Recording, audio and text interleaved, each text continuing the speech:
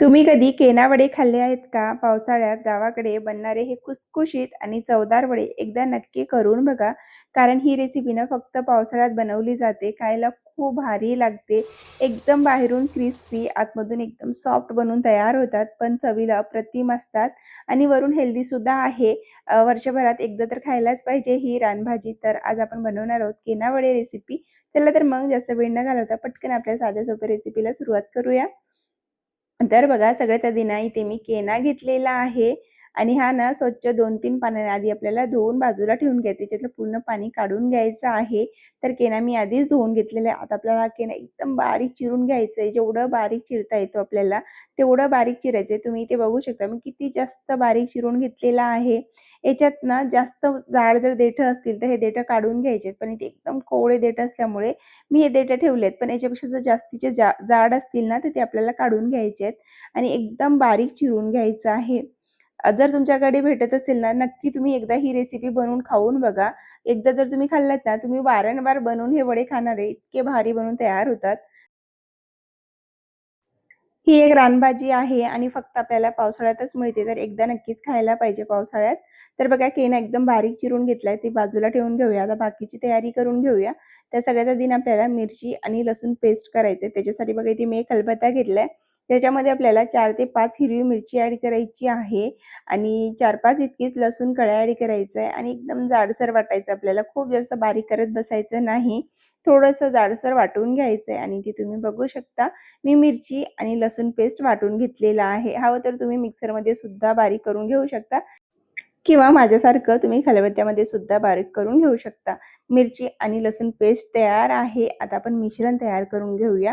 त्याच्यासाठी सगळ्यात आधी एक मोठ्या साईजचा बाउल घ्यायचा आपल्याला थोडंसं कारण मिक्स करताना व्यवस्थित मिक्स करता आलं पाहिजे. तर बघा इथे मी मोठ्या साईजचे एक बाउल घेतलेले आहे. त्याच्यामध्ये सगळ्यात आधी ना केना आपण जे चिरून ठेवलाय तो ॲड करायचा आहे. त्यानंतर मोठ्या साईजचे 2 कांदे मी बारीक चिरून घेतले. एकदम बारीक चिरून घेतले. जसं केना चिरून घेतले ना तसंच कांदे सुद्धा चिरून घेतले. ते सुद्धा ॲड करायचे. त्यानंतर मिरची आणि लसूण पेस्ट करून ठेवली ती ॲड करायची. भरपूर सारी कोथिंबीर ॲड करायची आहे. त्यानंतर पाव चमचा इतकं गरम मसाला ॲड करायचा आहे. पाव चमचा हळद ॲड करायची आहे. अर्धा चमचा मिरची पावडर, अर्धा चमचा धने पावडर, अर्धा चमचा चवीनुसार मीठ ॲड करायचं आहे. त्यानंतर त्याच्यामध्ये 1 वाटी इतकं तांदळाचं पीठ ॲड करायचं आहे. पीठ थोडं-थोडं करून ॲड करायचं. बघा इथे मी सगळ्यात आधी ना 1 वाटी इतकं तांदळाचं 1 वाटीला थोडंसं कमीच आहे पीठ इथे. तेवढं पीठ इथे मी ॲड करून घेतलेलं आहे. त्यानंतर हाताने छान आपल्याला हलक्या हाताने मिक्स करायचं. बघा असं मोकळं करून घ्यायचं छान. सुटसुटीत करून घ्यायचं आहे आणि त्यानंतर याच्यामध्ये आपल्याला 1 वाटी इतकं बेसन घ्यायचं. तो सुद्धा आपल्याला थोडं-थोडं करूनच ॲड करायचं आहे. खूप जास्त पण ॲड करायचं नाही. इथे मी 1 वाटी इतकं बेसन थोडं-थोडं करून पूर्ण ॲड करून घेतलेलं आहे.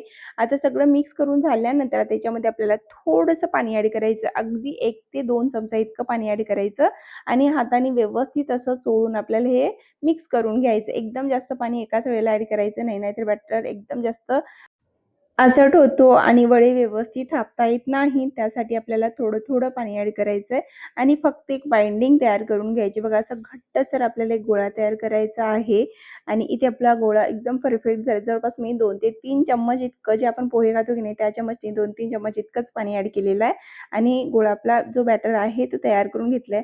आता याच्यामध्ये ना अर्धा चमचा इतकं ओवा ॲड करायचा आहे. परत एकदा हे सगळं छान मिक्स करायचं आहे.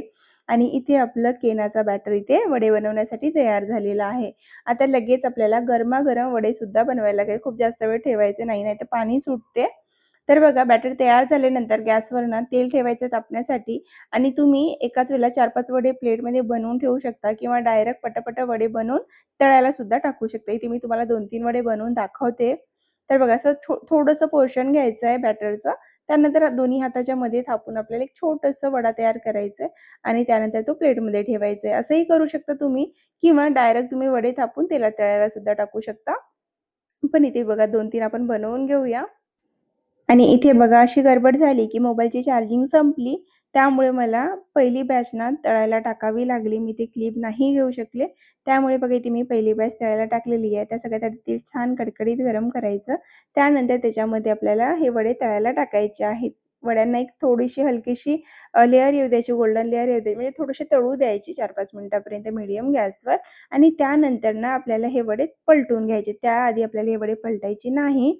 आणि आलटून-पलटून दोन्ही साइडनी जोपर्यंत छान असे गोल्डन होत नाही बघा किती सुंदर कलर आलेला आहे तोपर्यंत तळून घ्यायचे. तर आपली इथे पहिली बॅच बनवून तयार झालेली. आता मी तुम्हाला ही दुसरी बॅच तळून दाखवते. तर इथे बघा सगळ्यात आधी तर तेल छान गरम करायचं. तेल व्यवस्थित गरम राहिलं तर आपले वडेसुद्धा खूप छान होतात. जास्त ऑइली होत नाही. त्याच्यासाठी बघा तेल व्यवस्थित गरम करून घेतलं. त्यानंतर एक-एक करून आपल्याला सगळे वडे तळायला टाकायचे. तर बघा इथे मी 2-4 वडे करून ठेवले होते. ते टाकून घेतले. त्यानंतर बघा असं मी करून घेते नेहमी कारण वडे करून ठेवायला मला सोपे वाटत नाही. अशा पद्धतीने पटापट वडे मी हातावर थापून घेते आणि डायरेक्टली तेलामध्ये तळायला टाकते. असं केलं ना तर एक तर प्लेटला चिपकत सुद्धा नाही आणि पटकन काम होतं आपलं. त्यासाठी बघा मी अशा पद्धतीने डायरेक्टली हातावर थापते. त्यानंतर तेलामध्ये तळायला टाकते.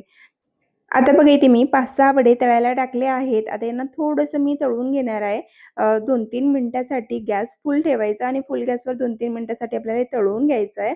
तर बघा एक हलकीशी लेयर आलेली आहे म्हणजे थोडेसे आपले तळले गेलेत वडे. आता ना आपल्या ह्या वड्यांना पलटून घ्यायचं आहे. पलटून आपल्याला छान जोपर्यंत गोल्डन होत नाही, छान असे क्रिस्पी होत नाही तोपर्यंत आपले हे वडे तळून घ्यायचे आहेत. तर इथे तुम्ही बघू शकता मी आलटून-पलटून छान असे मीडियम गॅसवर हे वडे तळून घेतले आहेत. जोपर्यंत क्रिस्पी होत नाही तोपर्यंत. आणि इथे बघा कलर सुद्धा खूप सुंदर आलेला आहे. मस्त असे क्रिस्पी वडे आपले बनवून तयार झालेत. एकदम सोपे आहे बनवायला. जर तुमच्याकडे केना भेटत असेल ना, तर तुम्ही एकदा ही रेसिपी नक्कीच ट्राय करायला पाहिजे या पावसाळ्यामध्ये. कारण ना खूप पौष्टिक असते हा केना खाणं.